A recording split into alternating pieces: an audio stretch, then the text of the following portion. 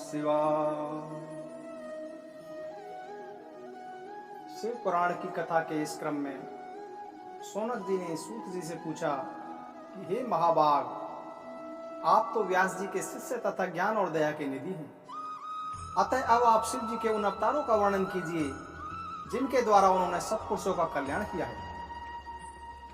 सूत जी ने कहा कि हे मुनि, पूर्व काल में इसी बात को सनत कुमार ने शिव स्वरूप तथा सत्य पुरुषों की रक्षा करने में समर्थ नंदीश्वर से पूछा था।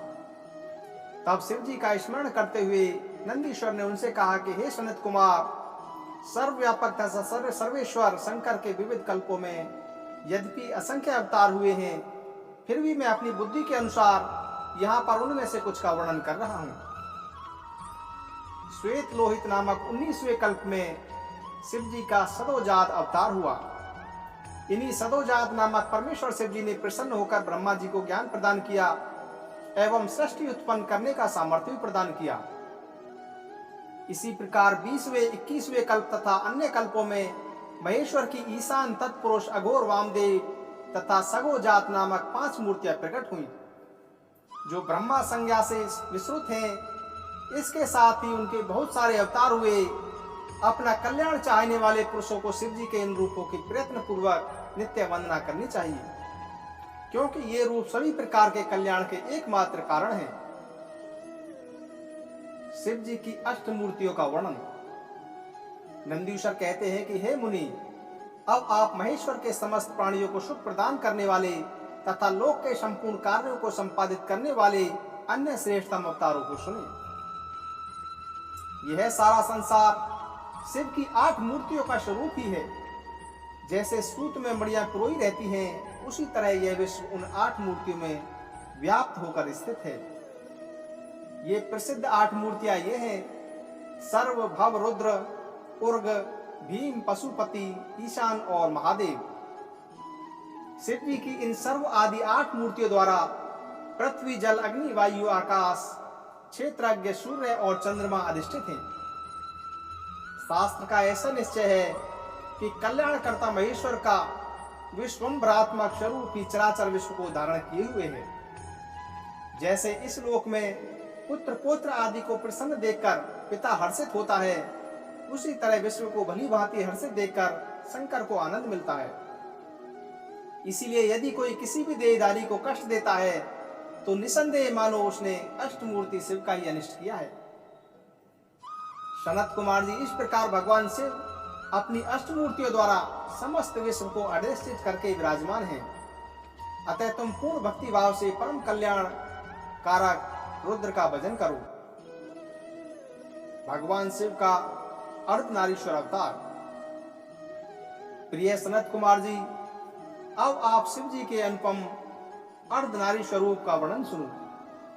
सृष्टि के आदि में जब सृष्टिकर्ता ब्रह्मा जी द्वारा रची हुई सारी प्रजाएं विस्तार को नहीं प्राप्त हुई, तब ब्रह्मा उस दुख से दुखी हो चिंताकुल हो गए। उसी समय यह आकाशवाणी हुई कि हे ब्रह्मांड, और मैथिली सृष्टि की रचना करो। इस आकाशवाणी को सुनकर ब्रह्मा ने मैथिली सृष्टि उत्पन्न करने में स्वयं को समर्थ ने पाकर यो विचार किया कि शंभु की कृपा के बिना मैथिली प्रजा उत्पन्न नहीं हो सकती। तब वे तप करने को उद्यत हुए। ब्रह्मा के उस तीव्र तप से थोड़े ही समय में शिव जी प्रसन्न होकर पूर्ण सच्चिदानंद की कामदा मूर्ति में प्रविष्ट होकर अर्धनारी नर के रूप में ब्रह्मा के निकट प्रकट हो गए। ईश्वर ने कहा, महाभाग वत्स, मुझे तुम्हारा सारा मनोरथ पूर्णतया ज्ञात है। मैं तुम्हारे तप से प्रसन्न हूँ और तुम्हें तुम्हारा अभिष्ट प्रदान करूंगा। यह कहकर शिव जी ने अपने शरीर के अर्धभाग से शिवा देवी को पृथक कर दिया। तब शिव से पृथक होकर प्रकट हुई परमा शक्ति की ब्रह्मा जी विनम्र भाव से प्रार्थना करते हुए कहने लगे कि हे शिवे, हे शिव प्रिय, हे मात, चराचर जगत की वृद्धि के लिए आप मुझे नारी कुल की सृष्टि करने के लिए शक्ति प्रदान करें। वर्देश्वरी, मैं आपसे एक और वर की याचना करता हूँ। आप चराचर जगत की वृद्धि के लिए अपने एक सर्वसमर्थ रूप से मेरे पुत्र दक्ष की पुत्री हो जाओ। भगवती शिवा ने तथास्तु ऐसा ही होगा कहकर वह शक्ति ब्रह्मा को प्रदान कर दी। इस प्रकार शिवा देवी ब्रह्मा को अनुपम शक्ति प्रदान करके शंभु के शरीर में प्रविष्ट हो गई। तभी से इस श्लोक में स्त्री भाग की कल्पना हुई और मैथिली सृष्टि चल पड़ी।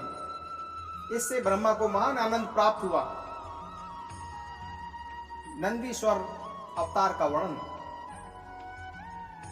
अब तक के अध्यायों में शिव जी के 42 अवतारों का वर्णन किया गया। अब नंदीश्वर अवतार का वर्णन किया जाता है। सनत कुमार जी ने पूछा कि हे नंदीश्वर, आप महादेव के अंश से किस प्रकार उत्पन्न हुए और किस प्रकार शिव तत्व को प्राप्त हुए, आप मुझे बताने की कृपा करें।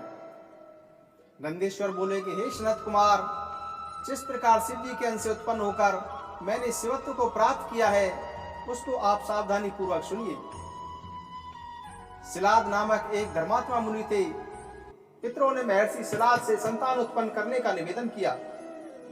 तब सिलाद ने उनका उद्धार करने की इच्छा से पुत्र उत्पत्ति करने का विचार किया तथा इस निमित्त इंद्र को उद्देश्य करके बहुत समय तक अति कठोर तप किया। इंद्र के प्रसन्न होने पर सिलाद ने अयोनिज, अमर तथा उत्तम व्रत वाले पुत्र की कामना की। इंद्र ने अपनी असमर्थता व्यक्त करते हुए देवादिदेव महादेव रुद्र को प्रसन्न करने की प्रेरणा प्रदान की। तब सिलाद भगवान महादेव को प्रसन्न करने के लिए तप करने लगे। शिव के प्रसन्न होने पर सिलाद ने उनसे कहा कि हे प्रभु, मैं आपके ही समान मृत्युहीन अयोनिज पुत्र चाहता हूं। त्रिनेत्र भगवान शिव प्रसन्नचित होकर बोले कि हे विप्र, मैं नंदी नाम से आपके अयोनिज पुत्र के रूप में अवतरित होऊंगा और हे मुनि, आप मुझे तीनों लोगों के पिता के भी पिता बन जाएंगे। आप मुझ तीनों लोगों के पिता के भी पिता बन जाएंगे। हे सनत कुमार, कुछ समय बाद मेरे पिता सिलाद मुनि यज्ञ करने के लिए यज्ञ स्थल का कर्षण करने लगे। उसी समय यज्ञ आरंभ से पूर्व ही शिव जी की आज्ञा से प्रलय अग्नि के सदृश दे दिव्यपान होकर मैं उनके पुत्र रूप में प्रकट हुआ। उस समय वहां पर बहुत बड़ा उत्सव हुआ। सभी देवगण हर्षित होकर मेरे तथा मुझे उत्पन्न करने वाले शिवलिंग का पूजन करके उसकी स्तुति करने लगे। सिलाद बोले कि हे सर्वेश्वर, आपने मुझे आनंदित किया है, अतः आपका नाम नंदी होगा और इसलिए आनंद स्वरूप आप प्रभु जगदीश्वर को मैं प्रणाम करता हूँ। नंदीश्वर बोले कि इतना कहकर मुझे साथ लेकर वे पर्णकुटी में चले गई। हे महामुनि, जब मैं महर्षि सिलाद की कुटी में गया तो मैंने अपने उस शरीर को त्याग कर मनुष्य रूप धारण कर लिया। पुत्र वत्सल सिलाद ने मेरा समस्त जात कर्म आदि संस्कार संपन्न किया। उन्होंने वेदों तथा समस्त शास्त्रों का भी अध्ययन संपन्न कराया। 7वें वर्ष के पूर्ण होने पर मित्र और वरुण नाम वाले 2 मुनि आश्रम पर पधारे। उन्होंने कहा कि हे तात, आपके पुत्र संपूर्ण शास्त्रों में पारंगत हैं, किंतु दुख की बात यह है कि ये अल्पायु हैं। अब इस वर्ष से अधिक इनकी आयु नहीं है। यह सुनकर सिलाद दुख से व्याकुल होकर अत्यधिक विलाप करने लगे। तब मैंने कहा कि हे पिताजी, देवता, दानव, यमराज, काल अथवा अन्य कोई भी प्राणी मुझे मार नहीं सकता। आप दुखी न हों। पिता के पूछने पर नंदीश्वर बोले कि मैं न तो तप से और न विद्या से ही मृत्यु को रोक सकूंगा। मैं तो केवल महादेव के भजन से मृत्यु को जीतूंगा। इसके अतिरिक्त अन्य कोई उपाय नहीं है। नंदीकेश्वर का अभिषेक एवं विवाह, इसका वर्णन हम अगली वीडियो में सुनेंगे। ओम नमः शिवाय। ओम